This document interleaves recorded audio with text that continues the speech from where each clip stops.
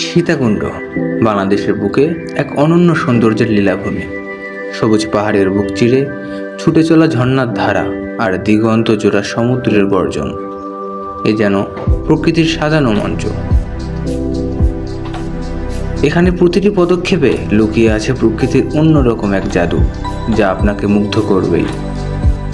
তো বন্ধুরা, চলুন আজ আপনাদের আমি নিয়ে যাব সেই অপরূপ সৌন্দর্যের জায়গায়। গাজীপুর থেকে রাত 9টার দিকে আমাদের যাত্রা শুরু হয় সীতাকুণ্ডের উদ্দেশ্যে। আমরা যাচ্ছিলাম একটা ট্যুর গ্রুপের মাধ্যমে। আমাদের বাসের বেশিরভাগ মানুষ অচেনা হলেও তারা ছিলেন খুব ফ্রেন্ডলি এবং হাস্যরসাত্মক মানুষ। আমরা সারা রাত নাচ গান আর হইচই করতে করতে যাই। রাত 12টার দিকে আমরা নামি কুমিল্লাতে হালকা নাস্তা ও ফ্রেশ হওয়ার জন্য। ভোর 5টায় সীতাকুণ্ডে এসে পৌঁছানোর পর আমরা যাচ্ছিলাম গুলিয়াখালী সি বিচের উদ্দেশ্যে ভোরের ফ্রেশ আবহাওয়া নিতে। সেখান থেকে আমরা সিএনজি নিয়ে চলে আসি গুলিয়াখালী সি বিচ দেখতে। সীতাকুণ্ড নামার স্থান থেকে গুলিয়াখালী সি বিচ আসা পর্যন্ত আপনার সিএনজি ভাড়া পড়বে জনপ্রতি 30 টাকা। আমরা ট্রলারে করে যাচ্ছি গুলিয়াখালী সি বিচের উদ্দেশ্যে। আপনারা চাইলে বাম পাশের উঁচু দিয়েও যেতে পারেন গুলিয়াখালী সি বিচে, কিন্তু ওই রাস্তাটাতে কাদা হওয়ায় আমরা এই ট্রলারে করে যাচ্ছি। এবং ট্রলারওয়ালা আমার কাছ থেকে শুনলাম এখানে সবসময় পানি থাকে না, যার ফলে আপনি সবসময় যেতে পারবেন না ট্রলারে করে, আপনাকে অনেক সময় হেঁটেই যেতে হবে। আর চারপাশে খুব সুন্দর ভিউ পাবেন আপনারা। আপনাদের মনে হবে আপনারা কিছুক্ষণের জন্য সুন্দরবনে চলে আসছেন।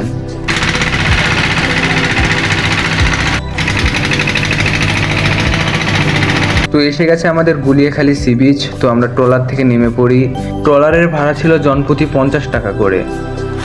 এত সকালে আমরা খুব ফ্রেশ একটা আবহাওয়া পাই গুলিয়াখালী সি বিচ থেকে। দেখতে পাচ্ছেন চারিদিকে ভরপুর পানি এবং সবুজ প্রকৃতি।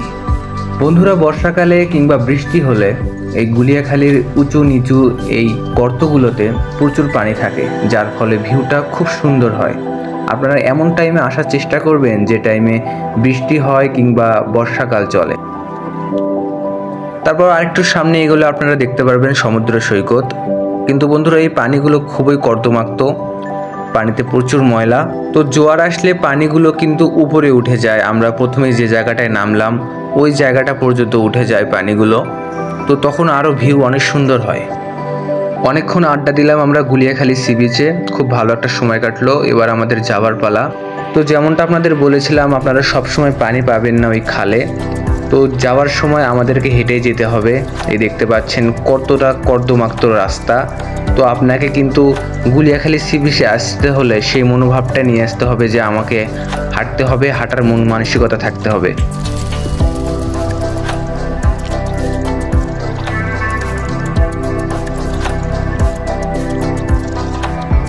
তো অনেকক্ষণ হাঁটার পর আমরা আবার সিএনজি চেপে চলে যাচ্ছি চন্দ্রনাথ পাহাড়ের উদ্দেশ্যে। তারপর আমরা একটা রেস্টুরেন্ট থেকে সকালে নাস্তা করে নিই। এটা ছিল চন্দ্রনাথ পাহাড়ের নিচেই। চন্দ্রনাথ পাহাড়ে উঠতে হলে আপনাদের দুটো জিনিস খুবই প্রয়োজন, একটা হলো অ্যাংলেট এবং অপরটি হলো লাঠি।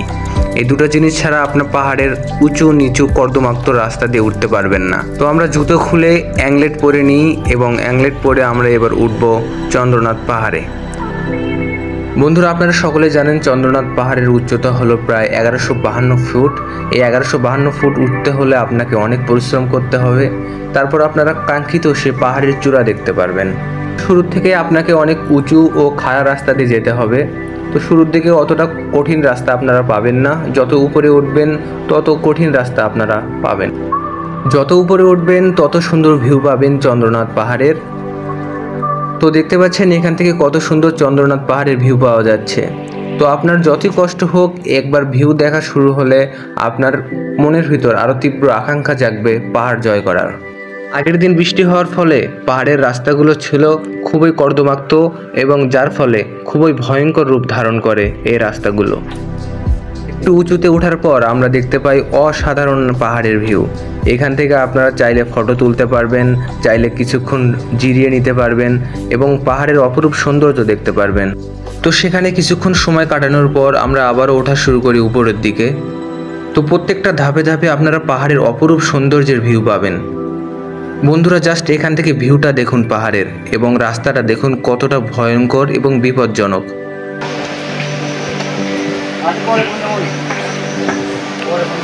এখান থেকে জাস্ট পাহাড়ে ওঠার রাস্তাটা দেখুন কতটা ভয়ঙ্কর ও বিপজ্জনক। তবুও কোনো মানুষ প্রকৃতির এই ভয়ঙ্কর রাস্তার কাছে হার মানছে না।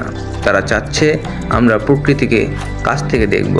এখানে তৃষ্ণা মেটানোর জন্য আপনারা শরবত খেতে পারবেন, কিন্তু প্রতি গ্লাস শরবত 20 টাকা। তো আরেকটু উপরে ওঠার পর আমরা আরও সুন্দর ভিউ পাই পাহাড়ের। তো যেমনটা বলছিলাম, আপনার পাহাড়ে উঠতে যতই কষ্ট হোক, ভিউ দেখে আপনার প্রাণ জড়িয়ে যাবে। বন্ধুরা এখানে থেমে গেলে চলবে না, আমাদেরকে পাড়ি দিতে হবে আরও বেশ খানিকটা পথ। তো চলুন আবারও ওঠা শুরু করি।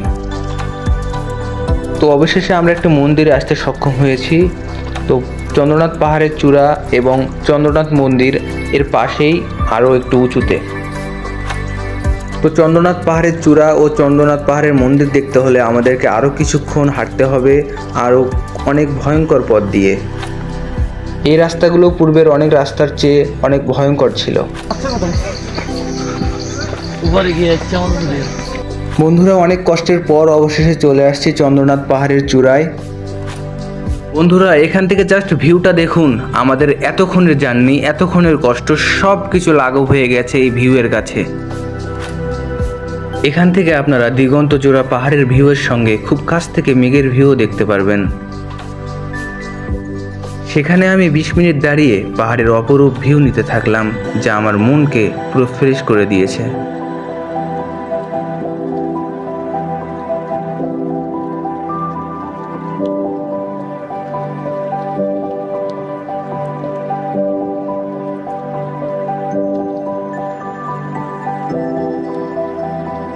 বন্ধুরা পাহাড়ে অসাধারণ মুহূর্ত কাটানোর পর এখন আমাদের নামার পালা। তো বন্ধুরা ওঠার চেয়ে কিন্তু নামার রাস্তা খুবই ভয়ঙ্কর। তো চন্দ্রনাথ পাহাড় থেকে আমরা সিএনজি চেপে চলে আসি মিরসরাইয়ের রূপসী ঝর্ণা দেখার জন্য। তো এই হলো রূপসী ঝর্ণার গেট। এখান থেকে আপনাদের টিকিট সংগ্রহ করতে হবে। টিকিটের মূল্য ছিল জনপ্রতি 20 টাকা। তো বন্ধুরা যেমনটা আপনাদের বলেছিলাম, সীতাকুণ্ড আসতে হলে আপনাদেরকে প্রচুর হাঁটতে হবে, হোক সেটা গুলিয়াখালী সি বিচ, চন্দ্রনাথ পাহাড় কিংবা রূপসী খৈয়াছড়া যে কোনো ঝর্ণা।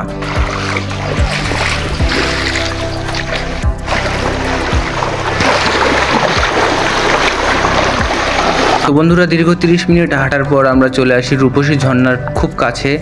তো এখান থেকে জাস্ট পাহাড়ের ভিউগুলো দেখুন, খুব সুন্দর লাগছে। তো বন্ধুরা ওই যে দেখা যাচ্ছে রূপসী ঝর্ণা, যার রূপের কোনো শেষ নেই।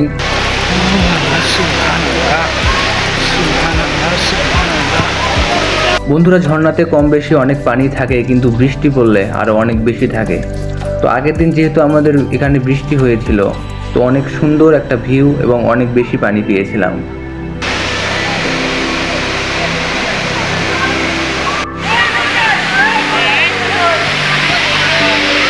তো সেখানে আমরা ঝর্ণার পানিতে গা ভিজিয়ে সকল ক্লান্তি দূর করে নিই। আপনাদের সারাদিনের ক্লান্তি, সারাদিনের পরিশ্রম এই ঝর্ণার শীতল পানিতে দূর হয়ে যাবে। তো বন্ধুরা এই ছিল সীতাকুণ্ড ভ্রমণের বিস্তারিত ব্লগ। আশা করি ভিডিওটা আপনাদের অনেক ভালো লেগেছে। ভিডিওটা যদি ভালো লেগে থাকে তাহলে ভিডিওতে অবশ্যই একটা লাইক দিবেন, আর আমার নতুন চ্যানেল হিসেবে চ্যানেলটিতে অবশ্যই একটা সাবস্ক্রাইব করে যাবেন। ইনশাআল্লাহ দেখা হবে নেক্সট কোনো একটা নতুন ভিডিওতে। ততক্ষণ ভালো থাকবেন, সুস্থ থাকবেন। ধন্যবাদ।